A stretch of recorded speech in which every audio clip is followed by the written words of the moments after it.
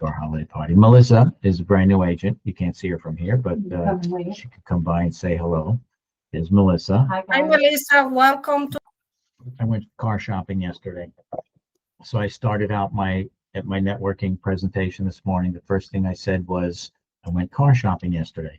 And I didn't go to car dealers. I went to car lots. And it's funny how people have this thing they always talk about. You're like a used car salesman, right? They have very low esteem, used car salespeople. I went and I saw this magnificent Escalade. It was a 2019. It had like 38,000 miles on it, which is very low for that kind of car. I thought it was fantastic. So first I did was I drove to the lot by myself. I dropped my wife off somewhere and my car was in the shop, if you remember. So I went to the lot and I have my wife's car. So I pull in a Maserati, like just pulled in, and this guy comes out screaming at me. He goes, "You can't, no, I'm in here to buy a car." Right? And instead of saying, "Oh, sir, can you park over there?" He said, "You can't park there. What are you doing? Move that car now." First indication of cheesy people. So now they're moving the cars around, and the car that I want to look, I'm standing in the showroom. I'll park my car somewhere else. I didn't want to park next to anybody. So I parked my car. I came in the showroom and nobody's talking to me. Salespeople all over the place. Nobody's talking to me. And they're moving cars around. So I get it. They're kind of busy, but nobody asked me what I wanted. And they took, of all the cars, lots of cars in the showroom, they put the Escalade all the way in the back corner with all these cars in front. So finally, somebody comes over and he gets out of one of the cars and he goes, "Can I help you?" And I said, "Well, I came in to see that car over there." And he goes, "Well, there it is." Okay, you know what? I really wanted the car, so it wasn't even about that. So I'm like, whatever, I don't care. Guy's an a-hole. I'll deal with it. So I talked to the salesperson for 2 minutes, and I said, "You know what? I'm just going to bring my wife in here. I normally don't do that, but I bought cars, houses, done all kind of things without consulting her first, and so I figured I'm in my 60s now. I'm going to ask my wife just to see if she likes the car because we switch cars all the time." So I came back with Donna. We took her for a ride. Everything was great. And this other guy was in the showroom, this Asian guy, and he comes over to me, and he had just had a fight with the salesperson, screaming like screaming match. And he comes over and he walks past us. He goes, "Are you buying a car here?" I said, "Yeah, I think I am." And he goes, "Watch out for all the hidden fees." So, okay. Get to the front counter, sitting with my salesperson, and I said, "I'm just going to write a check. I got a lot of money in my business account. I'm going to write a check and buy it." And the guy goes, "No, you're going to finance it." "I don't want to finance it. That doesn't solve my problem right now. I got to get money out of my checkbook." I said, "I don't want to finance it. I'm going to buy it for cash." He goes, No, everybody finances here. That's how we do it. We finance. All right, whatever. Fine. I'll just get the car, and as soon as I get the bill, I'll pay it off one shot. Fine. And so they start writing stuff up, and they added over $12,000 to the price of the car, and they're going to finance it. And he said, "Oh yeah, and then we're going to put a warranty, used car warranty on it, and all this other stuff." I'm like, "I'm already 12 grand over." It's like, why am I paying all those fees? "Oh, those are, the dealership fees and all these other fees in there." I'm like, "What are the fees?" She's writing it on like a cheap notebook. She's writing these numbers down. And I'm like, "I'm just telling you right now, I'm not going to pay any of those numbers. I'll happy to pay the price of the car that's listed. I'm not even negotiating the price, and I'll pay the taxes. Obviously, I got to pay taxes, and you got to get plates. Normally, I've bought at least 70 cars in my lifetime, and I know that it's normally like $450 for tax tags and all, even for the registration and plates." So, P.S. They were so horrible salespeople that I said, "You know what? I'll be back. I'm just going to sleep on it, and I'll see you in the morning."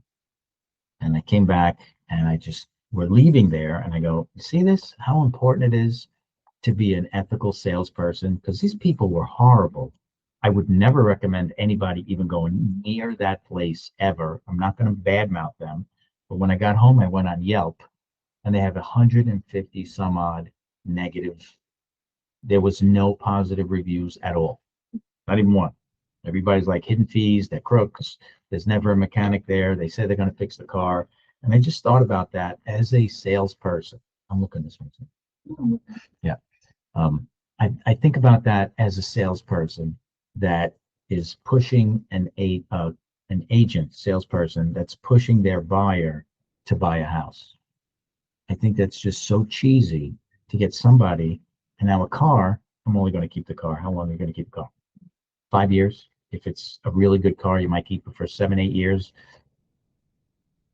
It's bad enough to push somebody into a car. Imagine being pushed into a house and buying a house that they really don't want, but you've been so intimidating to them that they feel pressured to buy a house.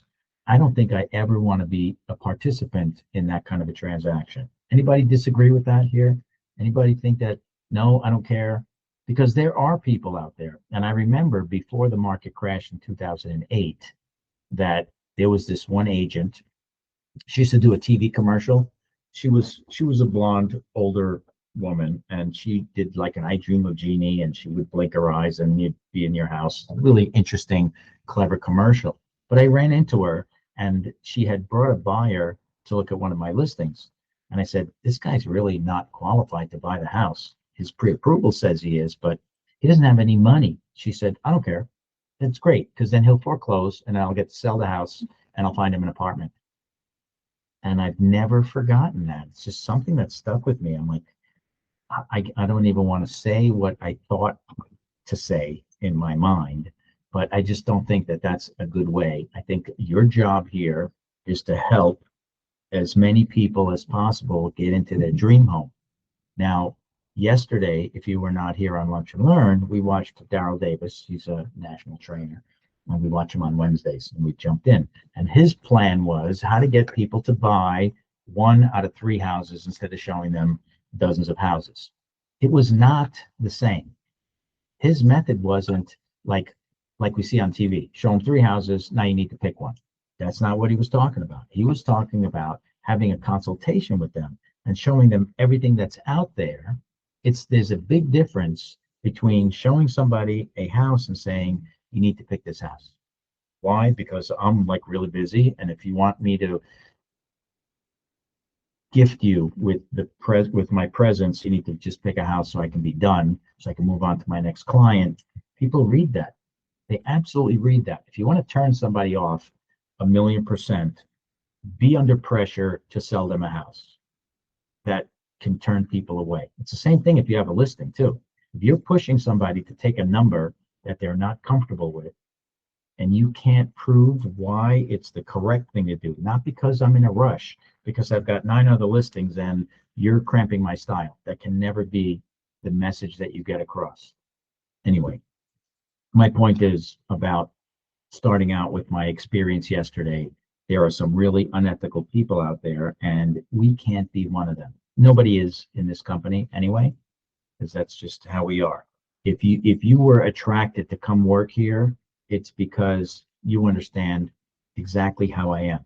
I would rather dazzle somebody and have them later on say, you got to call my broker Joe, or you got to call Jenny. She was amazing and she was no pressure, did everything she was supposed to on time, very communicative, kept me in the loop all the time. That's what you want.